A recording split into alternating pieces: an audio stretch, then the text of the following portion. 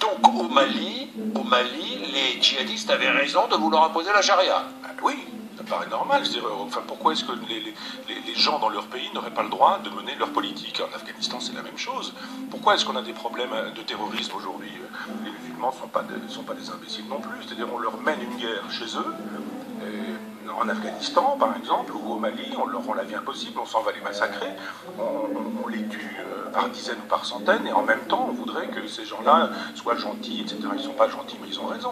Autant je suis sur une lutte athée en disant que l'islam ne me convient pas, autant Que l'islam est dangereux. mais autant je trouve que sur le terrain politique, il n'y a aucune raison pour qu'on aille faire la loi chez les autres. Pourquoi est-ce qu'on fait la loi chez Kadhafi, par exemple? Pourquoi est-ce qu'on fait la loi au Mali? Pourquoi est-ce qu'on ne la fait pas au Pakistan? Pourquoi est-ce qu'on ne la fait pas au Qatar? Pourquoi est-ce qu'on ne la fait pas à Cuba? Pourquoi est-ce qu'on ne la fait pas en Chine?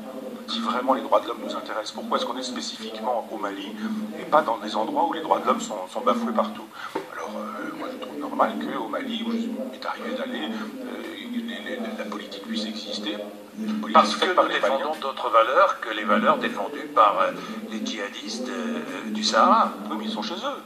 Et on ne va pas faire la loi chez les musulmans, enfin dans les pays musulmans, que les musulmans fassent leur loi.